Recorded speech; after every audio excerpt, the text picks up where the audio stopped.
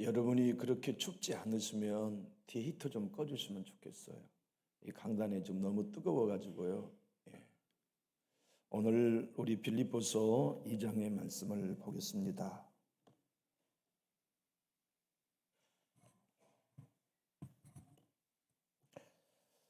우리 1절로 4절의 말씀을 교독하겠습니다.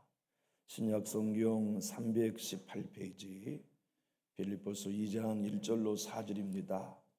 제가 먼저 1절을 받들겠습니다. 그러므로 그리스도 안에 무슨 권면이나 무슨 사랑의 무슨 위로나 성령의 무슨 교제나 긍휼이나 자비가 있거든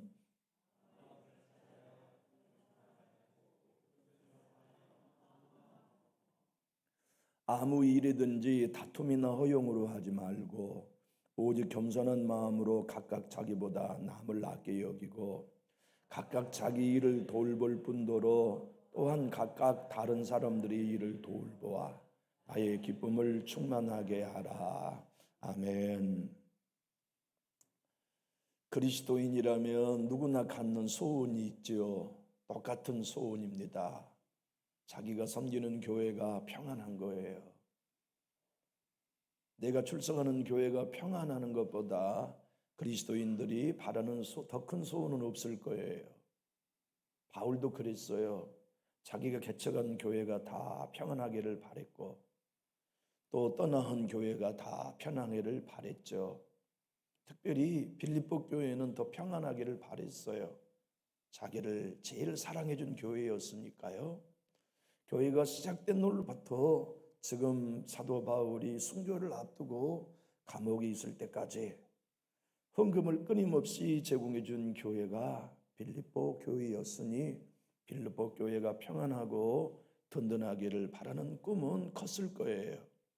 그런데 들려오는 소식이 좋지 않았어요. 염려되는 소식이 들렸어요.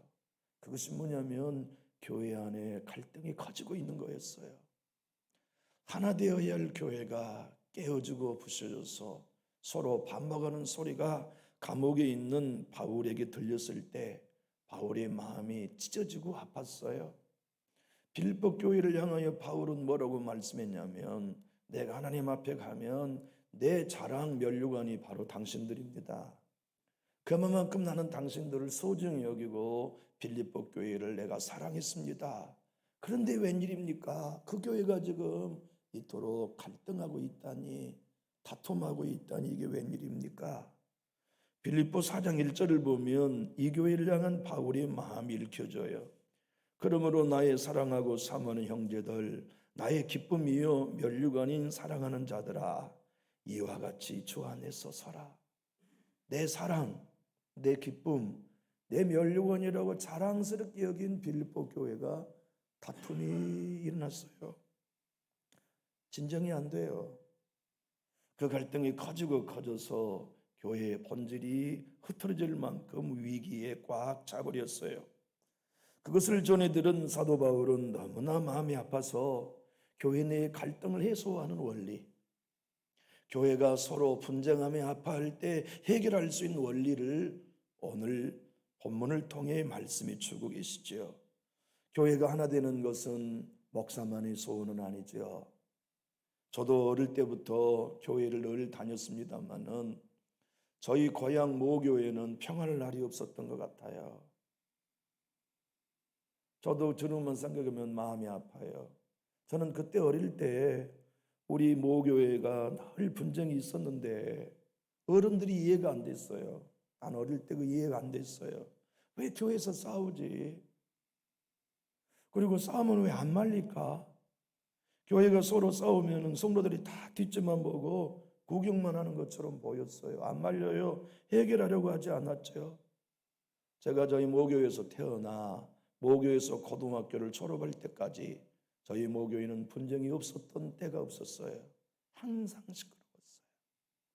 그래서 목회자들이 참으로 많이 아파하고 목회자들이 많은 상처받는 걸 함께 자라는 목회자의 자녀들과 더불어 보아야만 했었죠. 사도 바울이 오늘 얘기합니다. 교회가 하나 되는 거 이 방법밖에 없습니다. 한마음 한뜻 되는 것도 이 방법밖에는 없습니다. 같은 사랑, 같은 마음 가지고 교회가 든든히 서는 방법도 이거 하나밖에 없습니다. 그것은 자아의 생명을 십자가에 못 박아야만 됩니다는 말씀을 하고 계세요. 오늘 1절로 4절을 화면을 보고 다 같이 한번 읽어볼까요?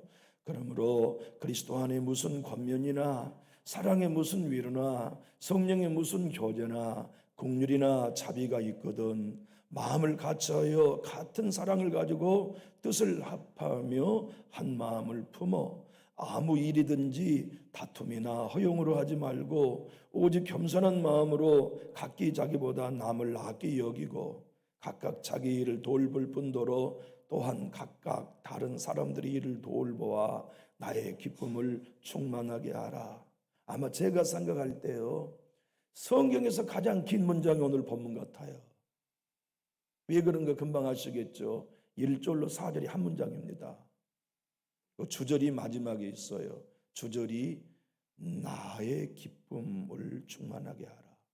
이게 주절이고요. 나머지는 다 종속절이에요. 그리고 사도 바울의 얘기는 이것입니다. 여러분, 그동안 예수님 안에서 얼마나 많은 권면을 여러분 받고 왔습니까?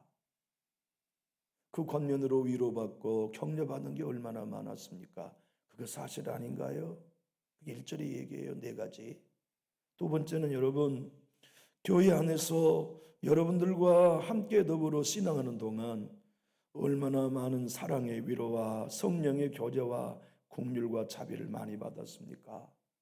여러분이 오늘에 이르기까지 하나님 사랑 많이 받았죠? 사실이죠? 그거 은혜 아닙니까? 여기까지 오는 동안 성령의 교통하심과 교제, 여러분 예수님 안에서 풍성히 누렸죠? 그게 여러분 잘나서였습니까? 하나님의 은혜였습니까? 여러분 주님 안에서 긍휼과 자비를 지금껏 많이 받은 게 여러분 대단해서입니까? 하나님의 은혜였습니까? 그것이 여러분이 받아온 하나님의 은혜라는 게 사실이라면 2절이 그겁니다. 마음을 같이 하셔야죠. 은혜 안 받은 사람은 그런 거 못해요. 예수님 만나 거듭나지 않는 사람은 절대 그런 일 못해요. 옛사람이 죽고 새 사람이 되지 않는 사람들은 마음을 같이 못합니다. 같은 사랑을 가질 수 없습니다. 뜻을 합할 수 없습니다. 한 마음을 품을 수 없습니다. 이 신앙은 은혜 받고 자기의 자아의 생명이 죽어야만 할 수 있는 신비한 일입니다를 소개한 거예요. 빌립보 교회 성도들이요, 아무 일이든지 다툼이나 허용으로 하지 않는 방법은 이 길밖에 없습니다. 자기의 자아의 생명이 죽어야 합니다. 옛사람이 생명이 죽지 않으면 교회에는 다툼과 허용이 있을 수밖에 없습니다. 여러분 지금껏 그리스도 안에서 많은 권면 받았다면 은혜 받은 거 맞네요. 여러분 지금껏 그리스도 예수 안에서 빌립보 교회를 통해 남전역 교회를 통해 수많은 위로를 받았다면 은혜 받은 건 맞네요. 세상 사람들이 맛보지 못한 성령의 교제를 구역에서 경험했잖아요. 성령의 교제를 목회자와 성도가 함께 누리며 살았잖아요. 그 은혜 누렸다면 은혜 받는 건 맞잖아요. 그렇다면 여러분 은혜 받은 사람만이 할 수 있는 일이 마음을 같이 하는 거예요. 같은 사랑을 가질 수 있는 거예요. 그 사람들만이 할 수 있는 것이 같은 뜻을 합하여 한 마음을 품어 아무 일이든지 어떤 일이든지 다툼과 허용이 없는 신앙을 할 수 있어요. 죽어야만 할 수 있어요. 안 죽으면 못해요 라는 권면이지요. 생각해 보세요. 오직 겸손한 마음으로 각기 자기보다 남을 낫게 여기는 신앙이 안 죽어서 됩니까? 내가 남보다 낫지, 내 헌신이 남보다 크지, 내 수고가 다른 사람보다 지대하지, 안 죽은 모든 신자들은 다 그때도 그 안목으로 살잖아요. 죽은 사람만이 오직 겸손으로 살 수 있어요. 십자가에 못 박아 죽은 사람만이 오직 다른 사람을 나보다 낫게 여기는 겸비한 태도를 유지할 수 있잖아요. 사도 바울은 얘기합니다. 자기 일을 돌아보는 것이 먼저가 아니라 연약한 성도를 돌아보는 일이 먼저가 되어야 합니다. 여러분이 이렇게 한 마음이 되어서 다툼과 허용이 아닌 겸손으로 서로를 돌아볼 때 내가 기쁠 겁니다. 여러분이 내가 감옥에서 기뻐할 수 있는 좋은 교회로 회복해 주십시오 하는 당부를 빌립보 교회 오늘 본문의 말씀으로 당부하신 것이죠. 사랑하는 교우 여러분, 여러분과 저의 삶 속에는 주님의 교회와 함께 더불어 걸어가야 할 운명을 타고났습니다. 그리스도인은 혼자 신앙할 수 없어요.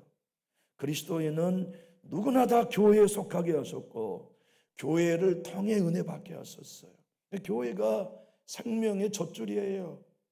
교회가 은혜의 통로예요. 교회가 천국으로까지 인도해 주는 구원 열차요, 구원 방주예요. 교회 떠나면 우리의 믿음 유지하기 어려워요. 안 돼요. 어떤 이들은 생각합니다. 나는 홀로 골방에서 기도합니다. 골방 기도해야 돼요.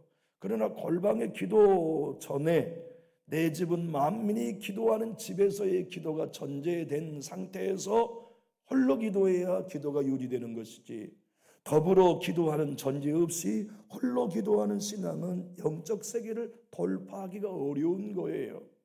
그래서 교회를 칼빈은 모든 믿는 자의 어머니라고 말씀하셨죠. 성도 여러분, 여기까지 우리가 온 것이 우리의 노력의 결과인가요? 은혜의 산물인가요?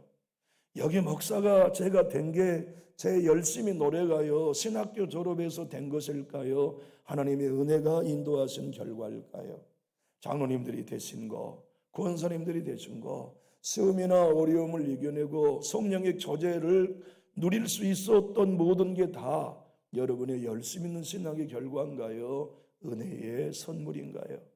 바울은 얘기합니다. 여러분이나 나나 예수 믿고 여기까지 온 것이 하나님의 은혜의 선물입니다. 은혜 아닌 게 하나도 없습니다. 우리가 받은 성령, 우리가 창조한 거 아닙니다. 선물로 받았어요. 그래서 은혜예요. 우리가 받은 은사, 우리가 개발한 거 아닙니다. 저는 정말 듣기 싫은 얘기가 은사 개발이라는 말이에요. 어느 교회나 은사 개발이라는 단어를 요새는 유행어처럼 써요. 여러분, 은사가 개발된다면 어디 은사입니까? 은사가 개발된다면 어디 은사가 은혜라 할 수 있겠어요? 은사는 전적으로 하나님이 선물로 주셔야만 받을 수 있는 거지요. 그러니 은사는 개발이란 말 하면 안 돼요. 은사는 선물로 받아야 하는 거죠. 그 모든 것들이 다 우리의 노력의 결과인가? 은혜 주신 선물인가? 은혜라면 여러분 은혜 받은 사람으로서 하나 되어야지 않아요? 그 얘기거든요. 은혜로 된 게 맞다면 같은 사랑을 가지고 섬기셔야 되지 않아요? 은혜 받은 사람이라면 같은 뜻을 가지고 서로 한 마음을 이루고 한 몸을 이루어야 맞잖아요. 바울은 1장 29절에 이렇게 빌립보 교회 성도들에게와 우리에게 말씀하셨어요. 화면을 보고 한번 읽어봅시다. 그리스도를 위하여 너희에게 은혜를 주신 것은 다만 그를 믿을 뿐 아니라 또한 그를 위하여 고난도 받게 하려 하심이라. 여러분, 참 제가 어릴 적에 우찌무라 간조, 일본의 대신학자거든요. 우찌무라 간조의 목사님의 책들을 읽으면서 이런 생각을 했어요. 왜 우리나라에는 위대한 신학자가 없지? 일본은 전체 인구의 1.5%밖에 기독교인이 아닌데 이토록 위대한 신학자들, 위대한 목회자들이 많이 배출됐거든 왜 우리는 25%나 기독교인을 가진 기독교 대국에서 신학자가 없지? 이런 생각을 했었는데요. 근자이들여 세계적인 신학자가 우리 민족 가운데 많이 나타나고 있어요. 그 중에 한 분이 김세훈 박사입니다. 김세훈 박사는요, 지금 세계적인 신학자입니다. 지금 싱가포르의 신학대학을 가르치고 있는데요. 그분이 이 빌립보서를 해설해 놓은 책이 출판됐는데요. 그 책의 내용의 1장 29절을 헬라의 원어는 이렇게 번역해야 한다고 소개합니다. 왜냐하면 여러분에게는 그리스도를 믿는 은혜만 주어진 것이 아니라 그를 위해서 고난받는 은혜도 주어졌기 때문입니다. 빌립보 교회 사도 바울이 말한 핵심은 이것입니다. 믿음의 형제자매가 얻은 모든 것은 한번 따라해 볼까요? 하나님의 은혜로 거저 주신 것입니다. 우리의 구원도 은혜로 거저 주었잖아요. 우리 시험 본 거 아니잖아요. 이 시즌이 모든 지방에 새로운 임직자들 교육을 받고 시험 치르는 시간이거든요. 저희 집안에 한 분도 이번에 장로가 피택이 되셔서 담임 목사님이 그러셨대요. 공부 열심히 하셔야 한다고. 시험 잘못 보면 떨어지는 수가 있다고 그렇게 얘기하셔서 장로 시험 준비를 아주 빡세게 하고 싶다는 얘기를 들었어요. 목회자가 되는 일이나 장로님이 되신 일이나 신자가 되는 모든 여정은 다 선물이에요. 선물을 자랑하는 사람은 없어요. 하나님이 무슨 권면이나 무슨 사랑이나 무슨 성령의 교제나 무슨 열매를 맺고 살아가는 모든 것이 다 하나님의 은혜라면 주님이 우리에게 주신 선한 것도 선물이에요. 우리가 생각할 때 이것은 안 주시면 좋겠다고 생각하는 고난조차도 선물이에요.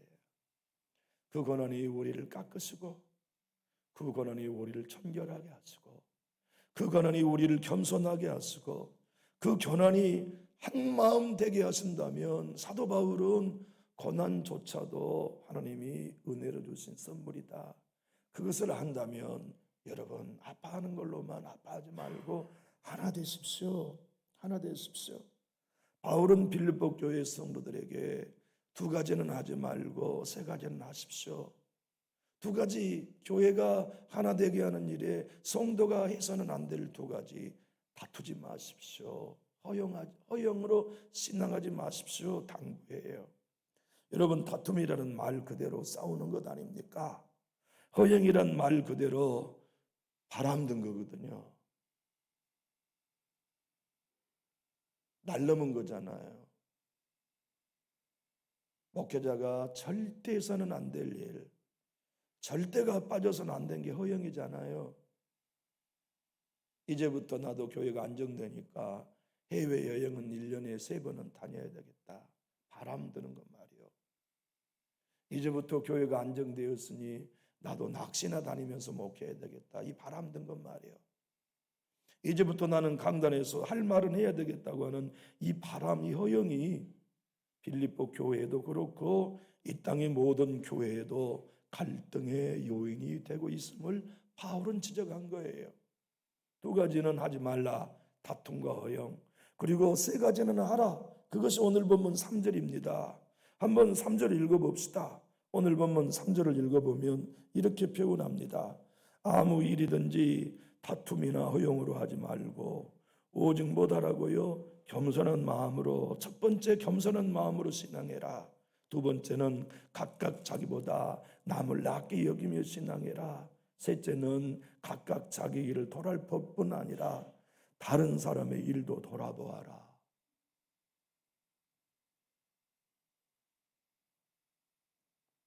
예수님을 만난 사람은 알아요. 내가 얼마나 심각한 죄인이라는 것을. 바울은 예수님 만나고 알았어요. 내가 죄인 중에 죄인이다. 괴수 중에 괴수다. 나는 교회를 핍박하는 잔해한 기계였다. 그래서 사도라고 인정받을 자격이 없는 사람이다. 진짜 예수 만난 목사는 왜 하나님이 나 같은 놈을 목사로 세우셨나? 다른 신실한 사람들을 목사로 세워 이 강단에 세우셨다면 훨씬 주의 교회가 더 이루었을 터인데 왜 나같이 부족하고 못난 놈을 강단에 세워 당신의 교회에 말씀을 맡기셨나? 주님 은혜 주셔야죠. 이렇게 무능하고 보잘것없는 이놈이 주의 교회를 세워가려고 하면 나는 힘이 없습니다. 나는 그 일을 감당할 수 없습니다. 바울은 알았어요. 복음을 깨닫고 복음으로 살려고 하면 할수록 내 안에 복음을 따르는 것보다 죄를 더 좋아하는 지체가 숨어 있다는 것을. 십자가를 사랑하면 사랑할수록 더욱 십자가에 가까이 나갈 수밖에 없는 것은 십자가가 아니면 내 안에 정욕을 이길 수 없다는 걸 너무나 잘 경험했기 때문이죠. 여러분, 겸손한 사람은 내가 교만하다는 걸 아는 사람이래요. 내 안에 다툼이 언제나 도사리고 있다는 걸 아는 사람 말이요. 저는 어릴 때부터 자연에서 컸기 때문에 뱀이 하나도 안 무서워요. 그래서 뱀을 보면 잡는 게 신나요. 독사는 여러분 무서운 뱀이거든요. 독사가요, 어릴 적에 우리가 산에 가면 꽈리를 딱 들고 머리를 딱 들고 혓바닥을 랄랄랄람 하고 있으면요, 여자들은 기겁을 하고 도망가죠. 근데 우리는 뱀 잡는 게 재밌었다니까요. 뱀을 잡아서 땅에다가 패대기 치고 독 쏘지 못하도록 이빨도 불고 그렇게 가지고 뱀을 잡은 것이 참 신나고 재밌었어요. 그런데 여인들 몇 분이 지금 아이고 저 양반이라고 안 놀아야 되겠네 이렇게 생각한 분이 계신 것 같은데, 여러분 뱀은요 꽈리를 들고 어딘가에 숨어 있다가 결정적인 순간에 물어 그 사람에게 독을 주입하는데, 타락한 인간 안에 사탄 뱀이 독을 불어넣어 주입한 게 뭐냐면요, 교만이에요. 교만은 하나님이 싫어한 것이고 교만은 하나님이 사용하지 않는 것이죠. 사탄이 제일 좋아하는 게 교만 아닌가요? 그런데 이 교만이 사람 안에 어떤 사람은 더 교만하고 어떤 사람은 교만이 없는 게 아니에요. 아담과 하와로부터 타락한 자의 생명 안에는 이 지옥의 독소인 교만이 물들어 있어요. 그래서 옛사람을 십자가에 못 박지 않는 한 사람은 절대로 교만으로부터 결별할 수 없어요. 겸손해서 마음을 같이 하는 거, 옛사람이 죽지 않으면 안 되는 일이에요. 불가능한 일이에요. 한마음 한뜻으로 성령의 교제를 이루는 것은 옛사람이 들어있는 이 교만의 독소인 생명을 십자가에 죽이고 새 사람으로 예수의 생명으로 살지 않은 한은 안 돼요. 불가능한 일이에요. 그래서 사도 바울은 알았습니다. 내가 아버지 뜻대로 살려고 하면 할수록 죄를 더 짓게 된다는 것을. 내가 거룩하게 살려고 하면 할수록 내 안에 악한 것을 더 발견하게 된다는 것을. 그래서 그는 십자가만을 자랑하고 십자가만을 의지했던 게 고린도전서 1장 18절 아닙니까? 십자가의 도가 멸망하는 자들에게는 미련한 것이요 구원을 받는 우리에게는 하나님의 능력이에요. 어떤 능력입니까? 교만이라는 지옥의 독소에 물들어 있는 옛사람을 죽여주시는 능력이에요. 그리고는 예수님의 마음, 오늘 본문 5절에 표현된 것처럼 하나님이시면서도 자기를 비워 십자가에 죽기까지 아버지의 뜻 앞에 복종하는 생명, 그 새 생명을 주시는 예수님의 생명이 우리가 무엇으로부터 얻느냐? 십자가에서 예수님과 함께 연합하여 옛사람이 죽고 예수님의 부활과 연합하여 새 사람으로 거듭났다고 믿어진 사람만이 겸손할 수 있다. 옛사람이 죽고 새 사람이 된 사람만이 마음을 같이 할 수 있다. 그 사람만이 한마음 한뜻으로 주님의 교회를 하나 되게 하는 일에 헌신할 수 있다고 말씀해 주고 계시죠. 바울은 알았어요. 그래서 주님 만나고 난 다음, 십자가의 복음을 경험하고 난 다음 겸손하려고 그러면 내 안에 가장 큰 교만이 있다는 걸 알게 되고, 거룩하게 살려고 하면 내 안에 가장 음탕함이 있다는 걸 알게 되고, 순수하게 살려고 하면 내 안에 가장 이기적인 허영이 저 기저의 깊은 곳에 깔려있는 자아의 생명의 성품이라는 걸 알았어요. 그것을 해결하는 방법은 바울에게는 날마다 죽는 것임을 깨달았죠. 하여 이렇게 고린도전서 15장 31절에 말씀하지 않았나요? 형제들아, 내가 그리스도 예수 우리 주 안에서 가진 바 너희에 대한 나의 자랑을 두고 단언하노니, 우리 한번 따라합시다. 나는 날마다 죽노라. 날마다 죽지 않으면 우리 하나 못 됩니다. 날마다 죽는 신자 목사 아니면 한마음 한뜻 못 삽니다. 안 돼요. 불가능해요. 불가능합니다. 안 됩니다. 교만이라고 하는 지옥의 독소에 물들어 있는 옛사람이 십자가에 죽고, 겸손이란 천국의 치료제로 물들어 있는 새 자아, 새 생명, 새 피조물로 살아가지 않는 한은 한뜻 되어 살 수 없어요. C.S. 루이스라고 하는 그 유명한 기독교의 변증가는 이렇게 말합니다. 여러분, 겸손한 신앙으로 첫 발을 내딛고 싶다면 제가 이렇게 안내하고 싶어요. 이 길은 먼 길이니까 첫 발을 멀리 뛰십시오. 겸손으로 가는 첫 발은 이런 것입니다. 한번 따라해 볼까요? 내가 교만하다는 사실을 아는 것, 그게 첫 발을 내딛는 거라는 거. 겸손은요, 내가 정말 교만한 사람이라는 아는 것으로부터 시작합니다. 내가 얼마나 하나님 앞에 반역하는 이 타락한 생명을 갖고 있는지를 발견하는 것, 내가 얼마나 다툼과 허영에 물들어 있는 생명이라는 걸 아는 것, 그걸 알아야만 우리는 겸손히 첫 발을 내딛어요. C.S. 루이스는 이렇게 얘기합니다. 그렇게 여러분이 겸손의 길로 접어들었다면 일주일 갖고는 안 됩니다. 6주는 지나야 합니다. 만약 일주일 동안 겸손해지려고 해서 내가 교만했다는 걸 발견하면 일주일 안에 야 되네 이렇게 생각하기 쉬울 거예요. 근데 6주간을 지내보면 절대 내 안에 교만을 내가 못 죽인다는 걸 알게 될 겁니다. 그리고 6주 전에 첫 발을 내딛던 때보다 훨씬 악한 상태로 떨어져 있다는 걸 발견하게 될 겁니다. 그리고 나면 먼 훗날 여러분은 고백하게 됩니다. 아하, 내 수족이 움직이는 게 하나님의 은혜구나. 아, 내가 숨쉬고 있는 것이 하나님의 은혜구나. 내가 살아가고 있는 일체의 모든 주권이 하나님께 있다고 믿어져야만 그때부터 신자는 겸손하여 타락한 자아의 생명이 올라올 때마다 부인합니다. 그리고 타락하지 않는 새 생명, 새 가지, 새 자아를 가지고 신앙하게 됩니다. 설명해요. 항상 기뻐하는 책을 쓴 마틴 노이든스 목사님은 오늘 본문을 이렇게 설명합니다. 빌립보 교회의 문제는 타락한 자아의 생명으로 신자가 살았던 증거입니다. 성경 전체가 말하는 핵심은 타락한 자아의 생명은 겸손할 수 없습니다. 타락한 자아의 생명으로는 다툼과 허용밖에는 한 일이 없습니다. 바울은 알았어요.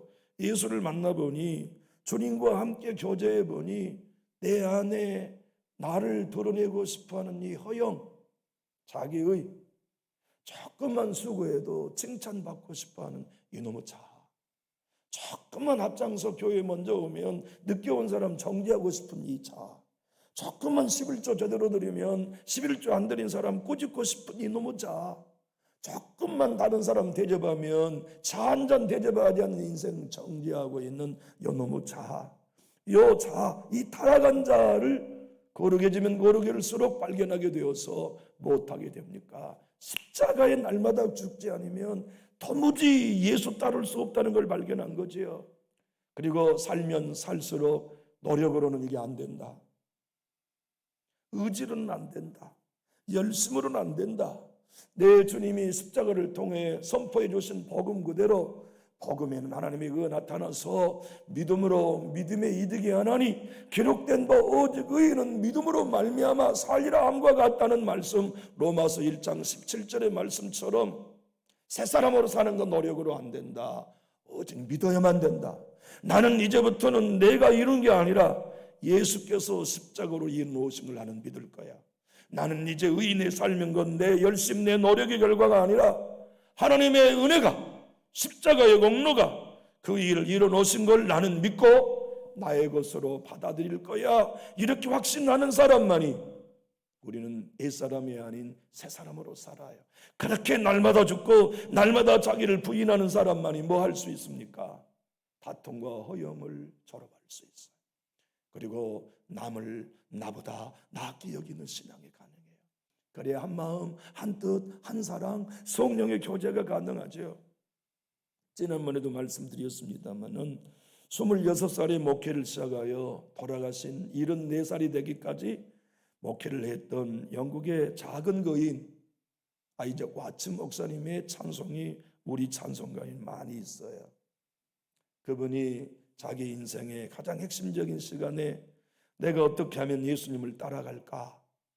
내가 어떻게 목회하면 내 인생 마칠 때까지 예수님이 가신 좁은 길, 자기를 부인하고 내 자아를 부인하고 예수님만 자랑하고 십자가의 능력만을 자랑하는 목회를 할 수 있을까 고민하다가 성령의 감동을 따라 펜을 들어 찬송가를 썼다 했잖아요. 그 찬송가가 우리의 찬양 149장입니다.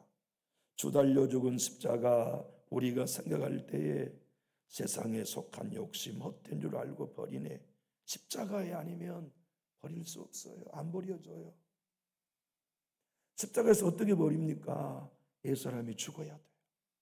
날마다 예수님과 연합하여 죽어야 욕심이 버려지죠. 다툼과 허영이 버려지죠. 죽으신 구주 밖에는 자랑 말게 하소서. 나 열심히 목회한 거, 나 성경 연구 많이 한 거, 나 헌신적인 목회하는 거 자랑하지 말게 하소서. 결혼 한 번 한 적 없으니까, 저 자식 눈치 본 적 없고 자기 자신을 위해 물질 저축해 본 적 없는 목사님이었으니까 얼마나 많이 섬기며 살았겠어요. 그런데도 그는 고백했습니다. 죽으신 구주 밖에는 자랑 말게 하소서. 보일의 공로 힘입어 교만한 마음 버리네. 못 박힌 손발 보온이 큰 잡이 나타내셨네. 가시로 만든 면류관 우리를 위해 쓰셨네. 온 세상 만물 가져도 주 은혜 못다 갚겠네. 놀라운 사랑 받은 나 몸으로 재물 삼겠네. 교우 여러분, 하나님의 소원 아시나요? 여러분과 저를 향한 하나님의 소원은 딱 하나입니다. 하나 되는 거. 네 집에서 부부가 하나 되라. 부모와 자녀가 하나 되라. 내 교회에서 목사와 성도가 하나 되라. 성도와 성도가 하나 되는 거, 그건 내 꿈이다. 내 소원이다. 너와 내가 하나 되길 원한다. 그래서 내가 내 아들을 십자가에 못 박아 중간에 막힌 담을 헐었다. 너희가 십자가에 죽어야만 너희 안에 다른 사람과 담을 쌓는 미움, 다른 사람과 다툼 만드는 장벽에 중간에 막힌 담을 헐 수 있다. 죽어라. 죽이면 억울하지 않다. 죽으면 바보 되는 거 아니다. 죽으면 손해본 거 아니다. 죽으면 진짜 네가 산다. 우리 화면을 보고 쉬운 성경 번역본으로 오늘 본문을 읽고 설교를 마칩시다. 큰 소리로 한번 읽어볼까요? 그리스도를 믿는 것이 여러분에게 힘이 되고 있습니까? 그리스도의 사랑으로 위로받고 있습니까? 성령 안에서 서로 교제하며 친절과 동정을 베풀고 있습니까? 그렇다면 서로 한 마음으로 사랑을 나누고 한 뜻으로 하나가 되십시오. 무슨 일을 할 때 이기적으로나 교만한 마음을 갖지 말고 겸손한 마음으로 나보다 다른 사람을 더 존중해 주십시오. 자기 생활을 열심히 하면서 다른 사람이 하는 일에도 관심을 가져 내 마음의 기쁨이 넘치게 해 주십시오. 여러분, 오늘 설교 제목만큼이나 그리스도인의 삶의 방식은 세상 사람과 다르잖아요. 예수 믿는 저나 여러분이나 우리의 삶의 방식은, 태도는 불신자와 전혀 다른 것이에요. 불신자의 삶은 다툼과 허영이 전부입니다. 그런데 우리는 예수님의 생명을 따라 하나 되는 일, 한 마음, 한 뜻, 한 사랑, 한 믿음 안에서 겸손하고 남을 나보다 낫게 여기며 서로 돌아보는 신앙의 여정, 그것이 우리의 삶의 방식 아닙니까? 나의 사랑하는 교우 여러분, 우리 교회 다니는 교인 되지 맙시다. 우리 교회 다니면서 하나님의 말씀대로 복음으로 사는 그리스도인으로 삽시다. 그래서 이 교회 같은 교회가 있구나. 진짜 예수 믿는 사람들이 모인 교회가 있구나. 그리하여 우리 교회가 하나님의 소망이 되고, 저와 여러분이 예배를 모일 때마다 성령의 교제가 있고, 서로 섬기며 봉사할 때 마음 상한 일이 아니라 서로에게 영광이 되는 아름다운 공동체, 우리 교회 여러분과 저만이 가꿀 수 있습니다. 하나님도 그 일을 당신이 이루지 아니하시고 빌립보 교회 하나됨을 그 성도들에게 맡기셨듯이 남전역회 하나되는 일을 저와 여러분이 이루도록 맡겨주셨어요. 그래서 바울은 이렇게 표현한 거죠. 한번 따라합시다. 천사도 흠모하는 화목하게 하는 직분. 우리 다 그 직분 받았어요. 기도해요.